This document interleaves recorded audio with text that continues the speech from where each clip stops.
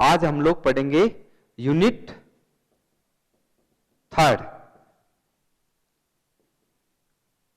Unit 3 के अंतर्गत हम लोग पढ़ेंगे राजतंत्र। देखिए, शासन व्यवस्था के स्वरूप को लेकर के हम लोग राजनीति विज्ञान के अंतर्गत अध्ययन करें तो राजतंत्र है, अल्पतंत्र है, लोकतंत्र है, तानाशाही है, शासन के अनेक रूप हैं। कौटिल्य ने कहा था, शासन के स्वरूप के लिए मूर्खों को लड़ने दो, जो शासन अच्छा चले वही सर्वश्रेष्ठ शासन है। तो प्राचीन काल से हम लोग राजनीति विज्ञान के अंतर्गत हम लोग अध्ययन करें तो शासन के स्वरूप, शासन के प्रकार बदलते रहे। कहीं पर भी एक तरह की शासन व्यवस्था नहीं रही है।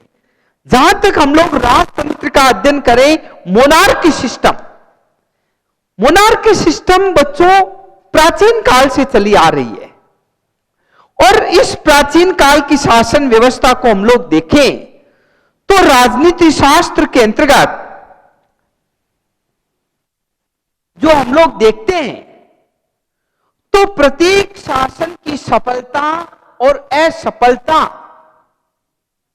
वहां के नागरिकों के चरित्र, भौगोलिक वातावरण और भौगोलिक परिस्थितियों के ऊपर निर्भर करता है, जो समय काल और परिस्थितियों के अनुसार बदलता रहता है। प्राचीन काल के अंतर्गत राजतंत्रीय शासन प्रणाली थी और इस राजतंत्रीय शासन प्रणाली के अंतर्गत हम लोग देखते हैं कि अरस्तु ने जो 158 संविधानों का अध्ययन करके ये कहा था कि कौन सी शासन व्यवस्था सर्वश्रेष्ठ शासन व्यवस्था है, तो राजतंत्र के अंतर्गत हम लोग देखें तो धीरे धीरे क्या हुआ, प्राचीन काल के अंतर्गत राजतंत्र से कुलीन तंत्र आया, कुलीन तंत्र से लोकतंत्र आया, तानाशाही शासन व्यवस्था आई। तो ऐसी स्थितियों के अंतर्गत शासन के स्वरूप धीरे धीरे बदलते रहे हैं। हम लोग राजतंत्र के अर्थ की बात करें और राजतंत्रीय शासन प्रणाली की बात करें तो राजतंत्रीय शासन प्रणाली वह शासन प्रणाली है जिसमें शासन का सर्वोच्च कर्ता धर्ता कौन होता है? राजा होता है। मैं आपको एक बात यहां कहना चाहूंगा, विश्व के अंतर्गत आज हम शासन व्यवस्था का अध्ययन करें तो विश्व में 5 राजा ही जीवित है, 4 ताश के पत्तों के राजा और एक ब्रिटेन का राजा। यानी कि जो राजा का शासन था वो आज धीरे धीरे डिक्लाइन होता जा रहा है, लेकिन जो राजा था वो शासन व्यवस्था का सर्वोच्च रूप से जो है प्रतीक बना हुआ था, शासन व्यवस्था का जो है प्रमुख रूप से, उत्तरदायी रूप से वो शासन को उत्तरदायी रूप से संचालित करता था। राजा जब मर जाता तो उसका बड़ा पुत्र, ज्येष्ठ पुत्र उस शासन व्यवस्था को संचालित करता था। तो ऐसी स्थिति के अंतर्गत राजतंत्रीय शासन प्रणाली ऐसी शासन प्रणाली है जिसके अंतर्गत राजा जो है शासन शक्ति का सर्वोच्च प्रतीक होता है। और मैं आपको बता दूं कि ब्रिटेन विश्व का एक ऐसा शासन प्रतीक है जो वहां पर राजा शासन का संचालित कर रहा है। अब मैं आपको बताऊं राजतंत्रीय शासन प्रणाली में ऐसे क्या गुण थे जिसके कारण यह शासन प्रणाली एक लंबे समय तक चलती आ रही है।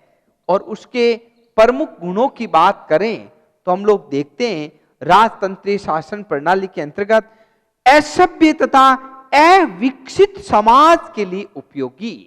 नंबर 1 की बात आती है, असभ्य तथा अविकसित समाजों के लिए उपयोगी। राजतंत्रीय शासन प्रणाली एक ऐसी शासन प्रणाली है जिसके अंतर्गत जो असभ्य हैं, जो अविकसित हैं, जिस समाज का विकास नहीं हुआ है, जहां की जनता जागरूक नहीं है, जो जनता शासन करने में सक्षम नहीं है, वहां पर जो प्रिंस, जो राजा, वो शासन व्यवस्था को सुचारू रूप से संचालित करने में सक्षम होते हैं। तो ऐसी स्थिति के अंतर्गत हम लोग देखते हैं असभ्य तथा अविकसित समाजों के लिए उपयोगी शासन व्यवस्था होती है। नंबर 2 आता है सर्वांगीण उन्नति में सहायक। जहां एक राजा का शासन होता है, जहां एक राजा यूनिटी ऑफ कमांड, आदेश की एकता देता है, उस शासन व्यवस्था में मैं आपको बताऊंगा कि वहां पर व्यक्ति के व्यक्तित्व का चहुमुखी विकास होता है। और वो विकास क्यों होता है मैं आपको बताऊंगा कि ऐसी शासन प्रणाली के अंतर्गत आपको बता दूं कि राजा जो है जनता का चौतरफा ध्यान रखता है कि किस व्यक्ति की कहां आवश्यकता है और उसका कैसे विकास किया जाता है। तो ऐसी स्थिति में सर्वांगीण उन्नति में सहायक। नंबर 3 आता है अति शीघ्र निर्णय। हम जब डेमोक्रेसी सिस्टम की बात करते हैं तो आप लोग देखते हो अति शीघ्र निर्णय क्यों होता है, देरी क्यों लगती है लोकतंत्र के अंतर्गत, कि वहां पर जो है लोकतंत्र के अंतर्गत जो है एक प्रोटोकॉल बना हुआ है और पार्लियामेंट में जाता है, पहले सदन में जाता है, कॉमन सभा में जाता है, लोकसभा में जाता है, फिर राजा के हस्ताक्षर के लिए जाता है या राष्ट्रपति के हस्ताक्षर के लिए जाता है। तो निर्णय लेने में कभी कभार अनेकों बार हमने देखा है कि बहुत समय लग जाता है। युद्ध की घोषणा करनी पड़ती है तो मंत्रिमंडल की बैठक बुलानी पड़ती है। लेकिन जब राजा जवाबदेही है, राजा शासन का प्रतीक है, तो मैं आपको बता दूं कि राजा मूल रूप से शासन व्यवस्था के अंतर्गत जो है कहीं न कहीं अति शीघ्र निर्णय लेने में सक्षम होता है, जिससे देश की एकता और अखंडता की रक्षा हो सके। नेक्स्ट आता है युद्ध में कुशल नेतृत्व। देखिए प्रत्येक देश अपने राष्ट्रीय हितों की रक्षा करता है और हर राष्ट्र अपने राष्ट्रीय हितों को बढ़ाना चाहता है। तो ऐसी स्थिति के अंतर्गत हम लोग देखते हैं कि युद्ध के अंतर्गत अति शीघ्र अगर कोई निर्णय होता है तो मूल रूप से हम लोग देखते हैं वो मोनार्की सिस्टम के अंतर्गत होता है, राजतंत्रीय शासन प्रणाली में होता है। और ऐसी स्थिति के अंतर्गत हम लोग देखते हैं मोनार्की सिस्टम के अंतर्गत कि युद्ध के अंतर्गत जो कुछ भी है वो कुशल नेतृत्व होता है और वो राजा उसको, क्योंकि उसके पास में तीनों सेनाओं का सर्वोच्च सेनापति होता है और युद्ध की कमान जो आदेश देने की शक्ति होती है, तो उसके कारण भी है राजतंत्रीय शासन प्रणाली वो अपने आप में श्रेष्ठ मानी गई है। अनुभव पर आधारित। अनुभव का तात्पर्य है कि राजतंत्र के अंतर्गत जो राजा बनता है वो वंशानुगत होता है और वंशानुगत होने के कारण उनके ब्लड के अंतर्गत शासन व्यवस्था संचालन की शक्ति होती है। तो ऐसी स्थिति के अंतर्गत हम लोग देखते हैं राजतंत्रीय शासन प्रणाली के अंतर्गत कि जो राजा होता है वो मूल रूप से युद्ध के अंतर्गत जो है कुशल अनुभव, जो शासन का स्वरूप है उसके अंतर्गत कुशल नेतृत्व प्रदान करता है। क्योंकि जो राजा का पिता होता है वो भी राजवंश का राजा होता है, राजा का जो बेटा है उसको भी राज प्रशिक्षण की ट्रेनिंग दी जाती है, राजयोग के गुण सिखाए जाते हैं। तो ऐसी स्थिति में राजतंत्रीय शासन प्रणाली को सर्वश्रेष्ठ माना गया है। नेक्स्ट आता है नीति की एक रूपता व सरकार में स्थिरता।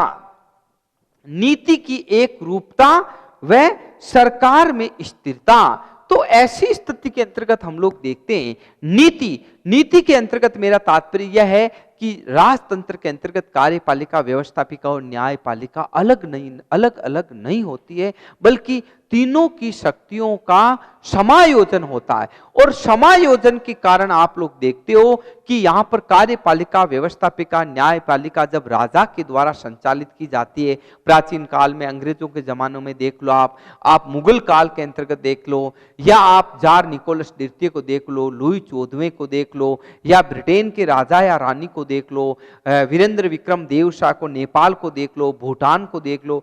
जब राजा के पास में सारी शक्तियां होती है तो ऐसी स्थिति के अंतर्गत जो है उनमें नीति की एक रूपता बनी रहती है, क्योंकि सारी कमांड क्या है वो राजा के द्वारा दी जाती है। नेक्स्ट आता है सामाजिक न्याय में सहायक। और सामाजिक न्याय में सहायक से तात्पर्य यह है कि जब राजा राज सिंहासन को ग्रहण करता है तो उससे मतलब अनेक अपेक्षाएं की जाती है कि वो न्याय जो देगा वो उचित और अनुचित, गुण और दोष देख करके जो न्याय संगत बात होगी उसका फेवर देगा। और मनु ने मनुस्मृति में कहा है कि राजा में देवांश के गुण होते हैं। तो वर्तमान में बदलते परिवेश के अंतर्गत देवांश के गुण भले ही नहीं रहे हो, क्योंकि राजतंत्र का धीरे धीरे आगे हम पढ़ेंगे डिक्लाइन हुआ है और लोकतंत्र का जो वर्चस्व स्थापित हुआ, लेकिन प्राचीन काल के अंतर्गत जो राजा के निर्णय होते थे, जो राजा से आशा की जाती थी, वो सामाजिक न्याय में सहायक होती थी। नेक्स्ट आता शासन में कुशलता व एकता। और शासन में कुशलता और एकता से तात्पर्य यह है कि राजतंत्र के अंतर्गत जो है राजा कुशल शासन को और एक रूपता बनाए रखता है। तो ऐसी स्थिति के अंतर्गत हम लोग देखते हैं कि शासन के अंतर्गत जो कुशलता बनी हुई है, एकता बनी हुई है, इसके पीछे कहीं न कहीं राजतंत्रीय शासन प्रणाली है। तो ऐसी स्थिति के अंतर्गत हम लोग देखते हैं कि शासन की कुशलता और एकता बनी रहती है। और लास्ट पॉइंट आता है जनता का ध्यान अपने काम पर।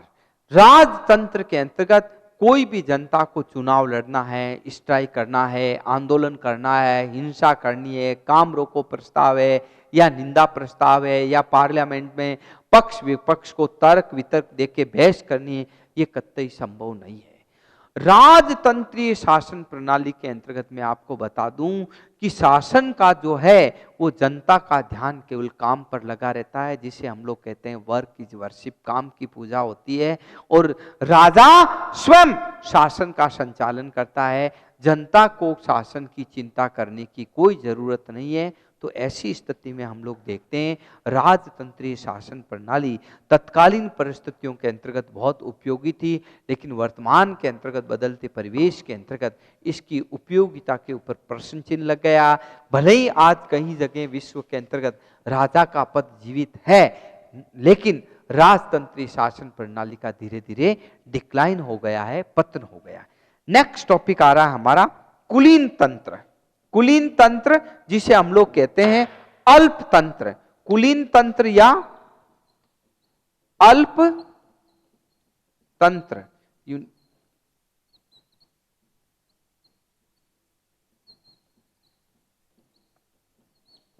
कुलीन तंत्र या आप इसको कह सकते हैं अल्प तंत्र। देखिए कुलीन तंत्र है क्या। सबसे पहले मैनिंग डेफिनेशन ऑफ जो है अपन पढ़ेंगे, इसका कुलीन तंत्र का अर्थ क्या है, कुलीन तंत्र किससे बना है, किन के द्वारा बना है। हम अर्थ और परिभाषाओं के बारे में अगर अपन देखें तो कुलीन तंत्र का क्या अर्थ है। अल्प तंत्र देखिए एक ऐसी शासन पद्धति है जो मतलब अल्प थोड़े से लोगों के द्वारा संचालित होती है। जैसे वर्तमान में हम लोग कहते हैं ना प्रधानमंत्री और उसका कैबिनेट, वैसे थोड़े व्यक्तियों के द्वारा शासन का संचालन होता है। ये समाज के सर्वश्रेष्ठ व्यक्ति होते हैं जो उच्च सिद्धांत से प्रेरित होकर लोक सेवा का कार्य संपादित करते हैं। यानी कि ये लोग होते हैं जो शासन कार्यों से जुड़े, या ये व्यक्ति अपने कार्य के प्रति समर्पित भाव से कार्य करते हैं, और ये वे योग्य, अनुभवी और कुशल व्यक्ति होते हैं। तो ऐसी स्थिति के अंतर्गत हम लोग देखते हैं कि कुलीन तंत्र के अंतर्गत प्लेटो और अरिस्टोटल, प्लेटो ने तो यहां तक कहा है कि बुद्धिमान लोगों का शासन होना चाहिए, और बुद्धिमान लोग शासन करेंगे तो आदर्श राज्य की स्थापना होगी। तो ऐसी स्थिति के अंतर्गत जो बुद्धिमान वर्ग है वो शासन चलाएंगे। लेकिन अरस्तु भी अल्प तंत्र का एक ऐसी शासन व्यवस्था से लेता है जो समाज के सर्वश्रेष्ठ व्यक्ति है। तो ऐसी स्थिति के अंतर्गत हम लोग देखते हैं कुलीन तंत्र को हम लोग कहते हैं एरिस्टोक्रेसी। कुलीन तंत्र को हम अंग्रेजी में कहेंगे एरिस्टोक्रेसी, और एरिस्टोक्रेसी ग्रीक भाषा के अरिस्टोस प्लस क्रोटेस से बना है, जिनका अर्थ है श्रेष्ठ और शासन। तो ऐसी स्थिति के अंतर्गत हम लोग देखते हैं जो कुलीन तंत्र है वो सर्वश्रेष्ठ व्यक्तियों का शासन है, सर्वश्रेष्ठ लोगों का शासन है। तो इसके अंतर्गत जो है कुलीन तंत्र को हम लोग सर्वश्रेष्ठ लोगों का शासन कहेंगे। अब अपने बीच में आती है ये कुलीन तंत्र जो शासन व्यवस्था चली, इसके प्रमुख गुण क्या है। एरिस्टोक्रेसी के प्रमुख गुणों के बारे में हम लोग अध्ययन करें तो नंबर 1 क्या आता है, नंबर आता है योग्य और बुद्धिमान व्यक्तियों का शासन। मैंने आपको बताया था, प्लेटो ने कहा कि आदर्श राज्य की स्थापना बुद्धिमान व्यक्तियों के हाथ में जब सत्ता रहेगी तभी यह स्थापित होगा। तो मूल रूप से हम लोग देखते हैं योग्य और बुद्धिमान व्यक्तियों का शासन है वो मूल रूप से कहां पर है, वो है आपका जो है अल्प तंत्र के अंतर्गत। क्योंकि अल्प तंत्र जो कुलीन तंत्र है वो कुछ व्यक्तियों का समूह है और ये बुद्धिमान व्यक्ति विवेक के आधार पर शासन का संचालन करते हैं। तो ऐसी स्थिति के अंतर्गत योग्य और बुद्धिमान व्यक्तियों के शासन को हम लोग कहते हैं कुलीन तंत्र शासन। नंबर 2 आता है परंपराओं की सुरक्षा। देखिए कुलीन तंत्री जो शासन प्रणाली है वो मूल रूप से परंपराओं की सुरक्षा करती है। जो रीति रिवाज, परंपराएं, मान्यताएं जो चल रही है प्राचीन काल से वो वर्तमान के अंतर्गत भी चल रही है। तो ऐसी स्थिति के अंतर्गत जो कुलीन तंत्री लोग हैं वो मूल रूप से रीति रिवाज और परंपराओं में आमूल चूल परिवर्तन करने पर बल नहीं देती है, बल्कि उन परंपराओं की सुरक्षा करती है, जिसका प्रत्यक्ष उदाहरण हमारे सामने ब्रिटेन का संविधान देखने को मिलता है। नेक्स्ट आता है स्वाभाविक शासन। स्वाभाविक शासन का अगर अपन अध्ययन करें तो आप लोग देखेंगे कि स्वाभाविक शासन एक ऐसा शासन है जिसमें थोड़े व्यक्तियों का शासन होता है। प्रकृति ने समाज व सभी लोगों को समान नहीं बनाया है, तो कुछ व्यक्तियों जो अधिक बुद्धिमान बनाया है, कुछ को साधारण बुद्धिमान बनाया है। यह स्वाभाविक है, अधिक बुद्धिमान व्यक्ति साधारण व्यक्तियों से भिन्न होंगे। तो ऐसी स्थिति में मूल रूप से बुद्धि की मतलब आपको कहूं कि उसकी कद्र की गई है, बुद्धि को शक्ति प्रदान की गई है। तो इस तरह से हम लोग देखते हैं ये एक स्वाभाविक शासन है, क्योंकि जो लोग बुद्धिमान होते हैं वो साधारण व्यक्तियों से हटकर के काम करते हैं, साधारण व्यक्तियों से अलग थलग रहकर के अपनी पहचान बनाते हैं। तो ऐसी स्थिति में हम लोग देखते हैं कि जो बुद्धिमान शासन है वो मूल रूप से बुद्धिमान होने के कारण कुलीन तंत्र के अंतर्गत इसे स्वाभाविक शासन माना गया। नेक्स्ट आता है ऐतिहासिक दृष्टि से उचित। ऐतिहासिक दृष्टि से उचित का तात्पर्य यह है जब मताधिकार बहुत सीमित था। मताधिकार देखिए प्राचीन काल की शासन व्यवस्था का अगर अपन अध्ययन करें तो वहां पर मोनार्की सिस्टम था, एरिस्टोक्रेसी सिस्टम था, और इस सिस्टम के अंतर्गत हम लोग देखते हैं कि सभी लोगों को मताधिकार का अधिकार नहीं था। महिलाएं जो है बुर्के के अंतर्गत रहती थी। आज भी आप लोग देखते हो अर्बन कंट्री के अंतर्गत, और कहीं अर्बन कंट्री में क्या हिंदुस्तान में भी कहीं पर देखते हो आज आप लोग। मैं लाडनू का हूं तो यहाँ हमारे बहुत मुसलमान हैं तो बुर्के के अंतर्गत महिलाएं रहती है। तो उनके प्रति क्या है, अनेक तरह के समाज के जो रीति रिवाज और परंपराओं के अनेक ऐसे प्रतिबंध लगे हुए हैं। अब आप लोग देखते हो ब्रिटेन ने पूरे विश्व के ऊपर राज किया है, लेकिन ब्रिटेन की भी बात बता दूं आपको कि ब्रिटेन में 1932 के अंतर्गत महिलाओं को मताधिकार का अधिकार दिया गया था। तो महिलाएं क्या थी, साक्षात दुखों की मूर्ति थी। तो ऐसी स्थिति के अंतर्गत हम लोग देखते हैं कि वहां पर जो ऐतिहासिक दृष्टि से इसको उचित माना गया है, क्योंकि जो सामंत लोग होते थे, राजा महाराजा लोग होते थे, वही शासन करते थे, वही उनके राजवंश के राजकुमार होते थे, लॉर्ड होते थे। तो ऐसी दृष्टि में जब सभी को शासन करने का अधिकार नहीं था, सामंत है, नवाब है, राजा है, राजपूत है, दीवान है, ठाकुर है, राव है, तो ये मूल रूप से ऐतिहासिक दृष्टि से भी मैं आपको बताऊं उचित था। नेक्स्ट आता है स्थिरता तथा दक्षता। स्थिरता, देखिए बहुत पॉइंट इसका मजबूत है। शासन हमेशा क्या होना चाहिए? स्थिर होना चाहिए। जो शासन परिवर्तनशील होगा, जो शासन बदलता रहेगा, मैं आपको बता दूं वह शासन कभी भी जनता को जो है रिलीफ नहीं दे पाएगा। क्योंकि जो भी राजनेता, राजा या जो व्यक्ति शासन पर काम करेगा, जब वह लंबे समय तक नहीं करेगा, उसका कार्यकाल निश्चित नहीं होगा, तो वो जवाबदेही शासन नहीं होगा। तो ऐसी स्थिति के अंतर्गत जो अल्पतंत्र है, कुछ मिलकर लोगों के द्वारा, जो बुद्धिमान लोगों के द्वारा शासन किया जाता है, उस शासन में मैं होप करता हूं कि वो स्थिर शासन का प्रतीक बना हुआ है। नेक्स्ट आता है राजतंत्र व प्रजातंत्र के दोषों को दूर करना। देखिए राजतंत्र के अंतर्गत एक राजा था, वो सर्वे सर्वा था और राजा के प्रति लोगों की श्रद्धा थी। अब राजा अच्छे भी होते हैं और राजा बुरे भी होते हैं। एक राजा ऐसा है जो बहुत बढ़िया शासन कर रहा है तो उसको लोग नमन करते हैं, प्रणाम करते हैं। नेपाल नरेश, वीरेंद्र विक्रम, देव शाकोर सब लोग प्रणाम करते थे, विष्णु का अवतार मानते थे। एक राजा वही था जार निकोलस द्वितीय को देख लीजिए आप, रशिया के अंतर्गत, आप फ्रांस के अंतर्गत लुई 14वें को देख लीजिए, आई एम स्टेट, मैं ही राजा हूं, मेरा आदेश ही कानून है। तो आप ऐसी कैसी बात कर सकते हो कि जो राजतंत्र है वो बहुत बढ़िया शासन है? राजा कई तरह के होते हैं और प्रजातंत्र के अंतर्गत जो है, प्रजातंत्र तो क्या है? भीड़ है, जनता का शासन है, जनता जो चाहे वो कर सकती है। तो इन दोषों से दूर करने के लिए सिंगल व्यक्ति के शासन से दुखी होकर और भीड़ तंत्र से दुखी होकर कुछ बुद्धिमान व्यक्तियों के शासन को हमने कुलीन तंत्रीय शासन व्यवस्था में रखा है। इसलिए इस शासन व्यवस्था का महत्व बना हुआ है। नेक्स्ट आता है परंपरागत अनुभव सुरक्षित रहते हैं।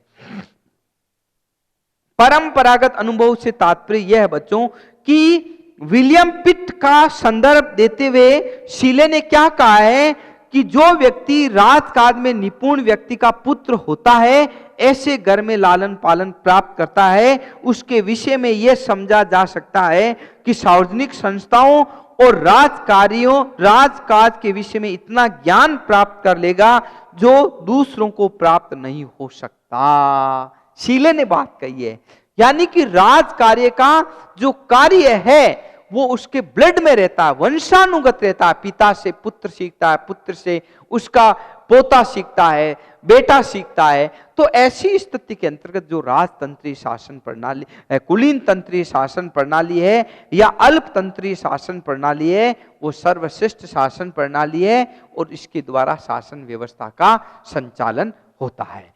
नेक्स्ट आता है हमारा जो वर्तमान के अंतर्गत हम लोग देखते हैं और वो शासन प्रणाली है जो प्रचलन सबसे ज्यादा बढ़ रहा है, वो लोकतंत्र।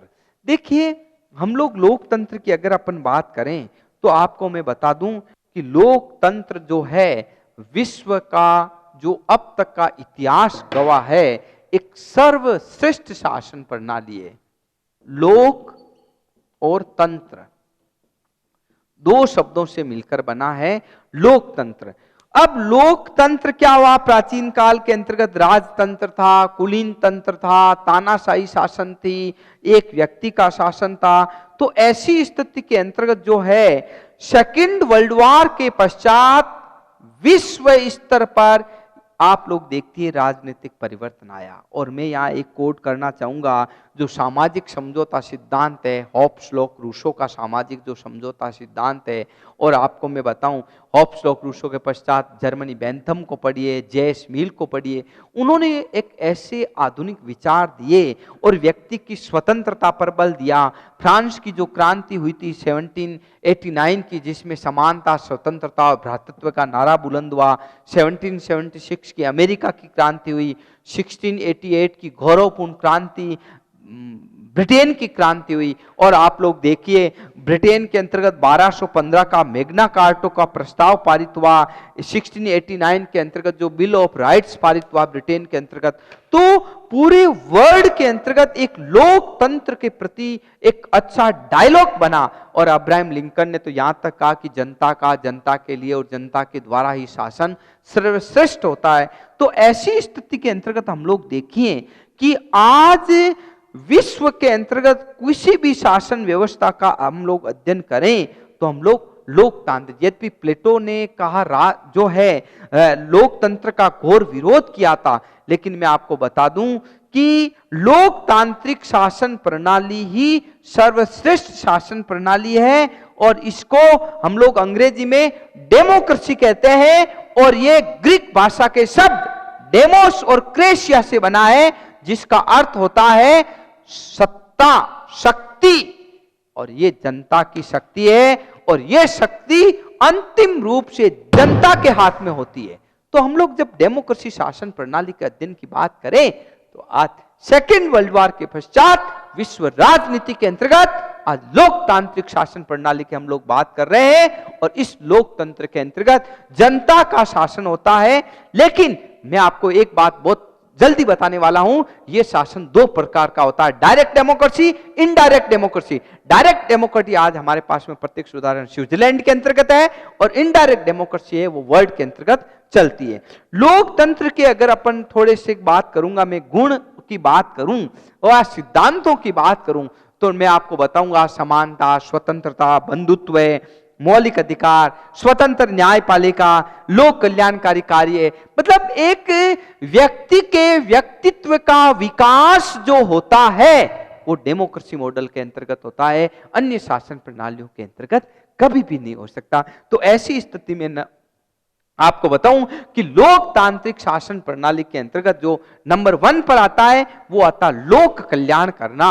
लोक कल्याण का मतलब होता है कि लोकतंत्र के अंतर्गत जनता का सबसे अधिक कल्याण किया जाता है, जनता का अधिक से अधिक विकास कैसे हो। ऐसी स्थिति में यह शासन व्यवस्था क्या है, लोक कल्याणकारी शासन व्यवस्था। नंबर 2 आता है व्यक्तित्व का विकास। मैंने आपको बताया था व्यक्ति के व्यक्तित्व का विकास लोकतांत्रिक शासन प्रणाली में, क्योंकि यहां पर फंडामेंटल राइट्स है, लोगों के पास में ह्यूमन राइट्स है, यहां पर इक्वलिटी है, फ्रीडम है, लिबर्टी है। तो इन अधिकारों के कारण कॉन्स्टिट्यूशनल पोजीशन है, और इन अधिकारों के कारण हम लोग देखते हैं कि व्यक्ति के व्यक्तित्व का विकास होता है। कुशल प्रशासन, कुशल प्रशासन से तात्पर्य यह है कि डेमोक्रेसी मॉडल के अंतर्गत जनता का अधिक से अधिक जो है एक प्रशासन, एडमिनिस्ट्रेशन जो किया जाता है वो कुशल प्रशासन का संचालन किया जाता है, क्योंकि एक प्रोसेस होता है, लेजिस्लेटिव है, एग्जीक्यूटिव है, जुडिशियरी है, और सत्ता का विकेंद्रीकरण होने के कारण हम लोग देखते हैं शासन का एक समान इक्विलिटी के आधार पर शासन का संचालन किया जाता है। नेक्स्ट आता है समानता पर आधारित, और समानता का मतलब यह है कि व्यक्ति के लोकतंत्र के अंतर्गत जाति, भाषा, धर्म, लिंग के आधार पर किसी भी प्रकार का कोई भी भेदभाव नहीं करेगा, और लोकतंत्र के अंतर्गत किसी भी राज्य का कोई राज धर्म नहीं होता है, बल्कि एक सेक्युलरिज्म की बात होती है, जिसका आप लोग प्रत्यक्ष उदाहरण हमारे इंडिया के अंतर्गत देख सकते हो। तो ऐसी स्थिति के अंतर्गत हम लोग देखते हैं लोकतंत्र वो है वो समानता पर आधारित है।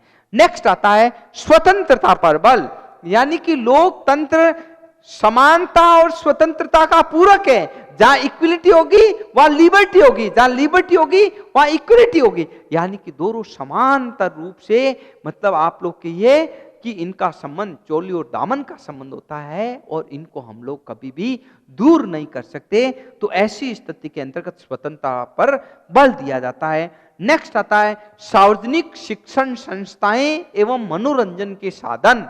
लोकतांत्रिक शासन प्रणाली में जनता का विकास करने के लिए जो सार्वजनिक शिक्षण संस्थाओं और मनोरंजन के साधनों की उपलब्धता या मनोरंजन के साधनों का जो निर्माण है, मनोरंजन के साधनों की व्यवस्था है, वो सरकार के द्वारा की जाती है।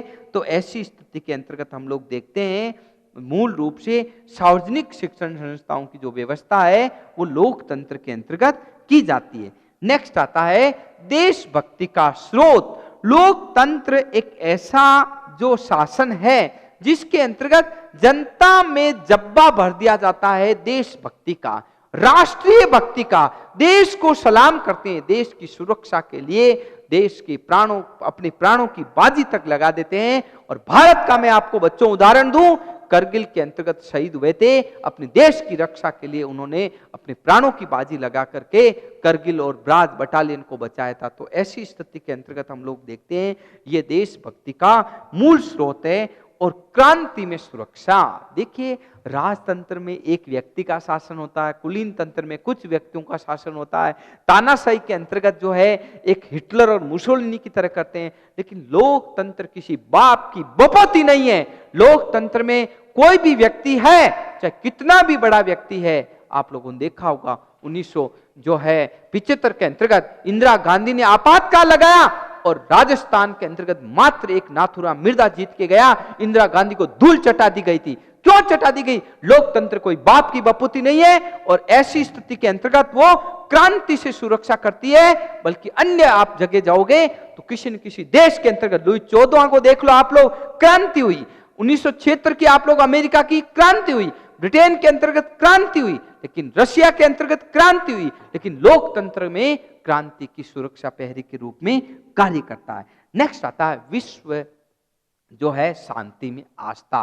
विश्व शांति से तात्पर्य यह है कि लोकतांत्रिक शासन प्रणाली में वसुधैव कुटुंब की भावना रहती है। सभी लोग सुखी रहें, प्रसन्न रहें, सभी कमाएं, सभी खाएं और आराम से स्वतंत्र रूप से प्रकृति की तरह विचरण करें और अपनी यात्राएं करें आराम से।